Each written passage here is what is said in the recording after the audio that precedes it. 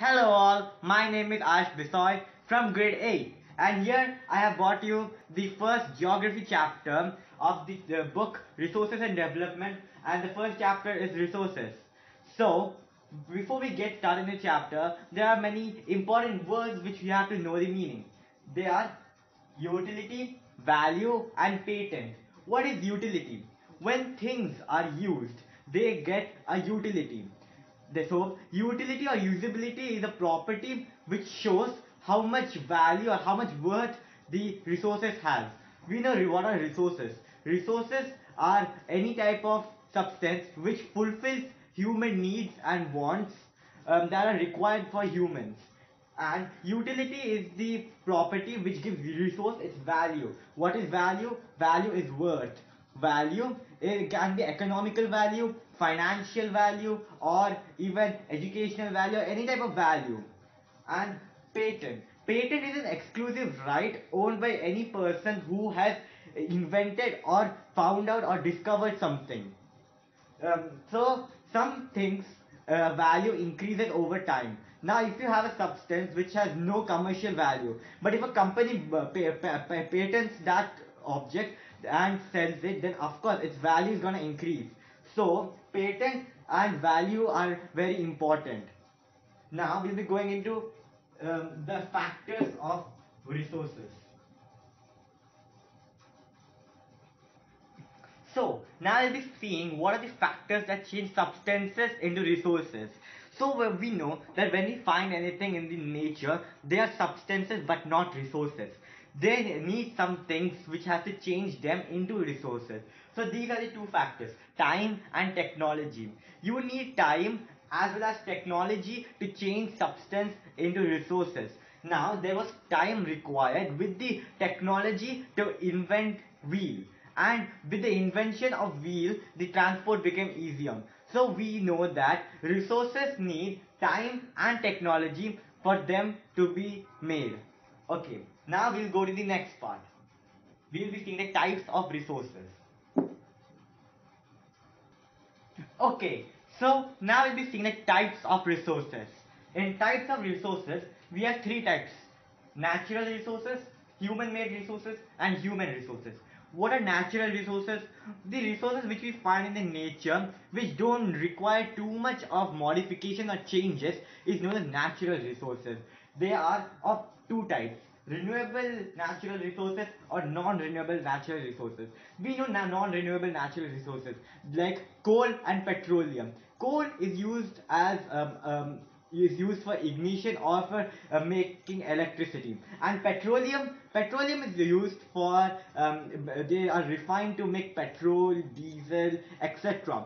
So even petroleum is used for inflammation properties. So natural resources, that was non-renewable part. Now renewable energy, we have many renewable resources like solar energy. Solar energy is a is a renewable. That means it doesn't have any stock. It is unlimited. We also have the wind energy. Even wind energy or wind resources is also unlimited. So renewable means any type of resources which can be renewed again and again, that don't require too much of time. But non-renewable resources, they take millions of years for them to again reform or replenish. That's why they are often called non-renewable, because how much time it will take to renew, by the time we will not be there mostly. Okay, human made resources. The resources that are created by humans, like chemicals which are synthesized by humans, buildings, bridges, books, roads, etc., which humans have made, are called human made resources. And what are human resources? That is the main thing. The most best resources in the world is human itself. Human is the most precious resource in the world, because it is their knowledge, skill and technology which makes resources. So the three things which are required for human to make things are knowledge, skill and technology. Okay, so now we will be seeing some important terms in relation to the conservation of resources. So we need to conserve resources for our future generations. So some important terms needs to be remembered. First of all, we have to know what is human resource development. So, people have to learn and improve their qualities and abilities so that they can form and make better resources. This is known as human resource development. To increase and improve the ability and the thinking and knowledge and technology of humans to make more better things in the world is known as human resource development. What is resource conservation? We have to conserve and give uh, resources the time to replenish again. So that is called resource conservation. To conserve resources and give them the amount of time required required to them for the replenishment is known as resource conservation. Next, we will be seeing what is sustainable development. Okay, so the last thing that we will be seeing that how can we conserve resources is sustainable development. What is sustainable development? The we have to use the resources how much is needed, and also we have to keep in mind of how much we should save for the future. That is, we have to balance the uses of resources at the present, and also we have to balance that what should be left for our future generations is known as sustainable development. And how can we help the world in conserving resources?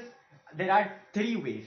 We can ensure that the all of the uses of resources are sustainable.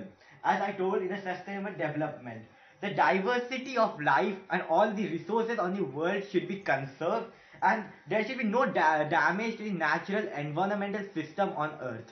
That is, all the natures, all environmental environment and ecosystems on the world should not be damaged.